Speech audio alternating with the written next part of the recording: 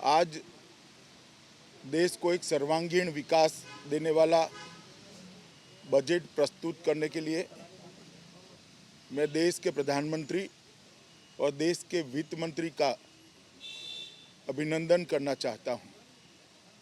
ये बजट एक और तो गांव और किसानों का बजट है, दूसरी ओर स्टार्टअप के जरिए युवा प्रोफेशनल्स के लिए बहुत सारी संभावना तराशने वाला बजट है। इनकम टैक्स में रियायत के द्वारा मध्यम वर्ग को बहुत बड़ा फायदा दिलाने वाला बजट है। हाउसिंग के अंदर जो रियायतें दी गई हैं, इससे अपने घर का सपना काफ़ी मध्यम वर्ग और निम्न मध्यम वर्ग के लोगों का पूरा हो सकेगा।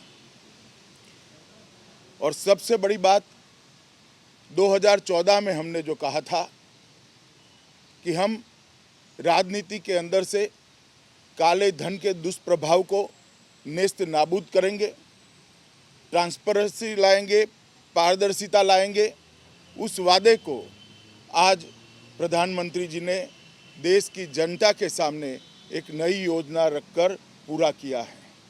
70 साल से राजनीति के अंदर काले धन का जो दुष्प्रभाव रहा, उसने भ्रष्टाचार को भी बढ़ावा दिया और उसने कई सारे दूषण हमारी लोकतांत्रिक प्रणाली में डाले।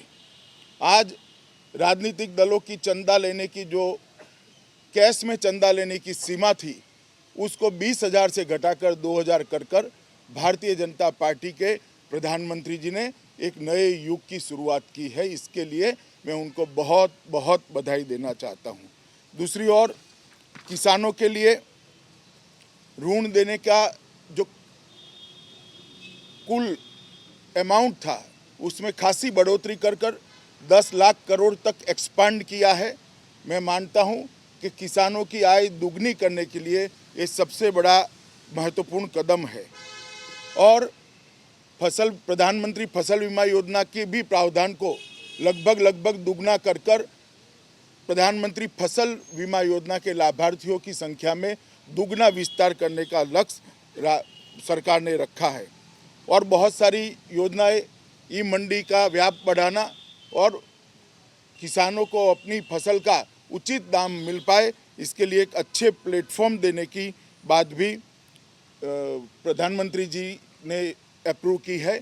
वित्त मंत्री जी की घोषणाओं में जो इरिगेशन के लिए नाबार्ड के तहत एक राशि रहती थी, उसके अंदर भी लगभग 50% का इजाफा कर माइक्रो इरिगेशन को भी बढ़ावा देने का काम किया है। मुद्रा योजना जो देश के आकांक्षी युवाओं के लिए, बेरोजगार युवाओं के लिए स्वरोजगार का एक माध्यम बनी है। मुद्रा योजना का बजट को भी इस साल में 2.44 लाख करोड़ रुपया, 2.44 लाख करोड़ कर स्वरोजगारी के माध्यम से रोजगार प्राप्त करने वाले आकांक्षी युवाओं के लिए एक महत्वपूर्ण काम किया है। प्रधानमंत्री आवास योजना के लिए भी बहुत सारी राशि को उपलब्ध कराया गया है। महिला सशक्तिकरण के लिए बहुत सारी चीज़ें करी गई हैं, मगर हर एक सगर्भा महिला को 6,000 रुपये अपने बैंक अकाउंट में सीधा देना और सगर्भा की स्थिति में उसके न्यूट्रिशन की चिंता करना, आने वाले बच्चे की चिंता करना, मैं मानता हूँ ये बहुत बड़ी बात है। झारखंड और एम्स गुजरात को 2 नए एम्स देकर एम्स का दायरा विस्तृत करने का काम किया है। स्वास्थ्य के क्षेत्र में भी बहुत सारी योजनाओं को आगे लेकर वित्त मंत्री जी आए हैं। रक्षा बजट को बढ़ाकर मैं पेंशन और बाकी चीज़ों का जो बोझ होता है उसको बाद कर कह रहा हूँ।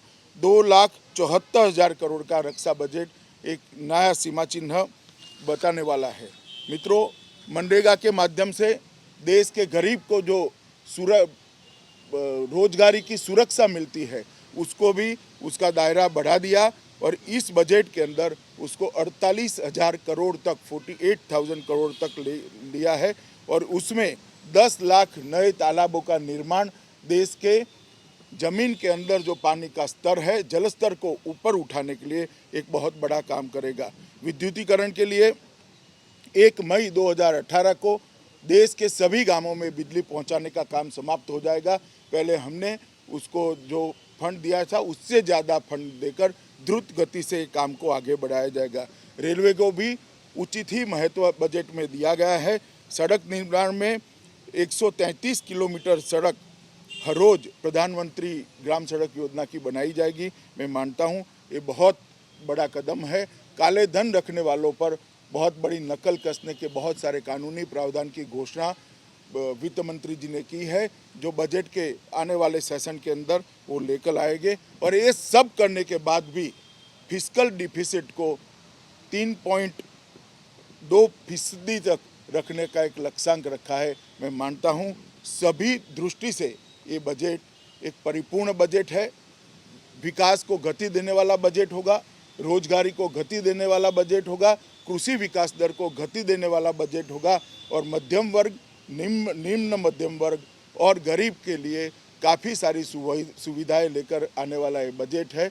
मैं फिर से एक बार प्रधानमंत्री जी और वित्त मंत्री जी को हृदय से और देश के जनता की ओर से और भारतीय जनता पार्टी के करोड़ों कार्यकर्ता की ओर से बहुत बहुत धन्यवाद देता हूं, उनका अभिनंदन करता हूं। धन्यवाद।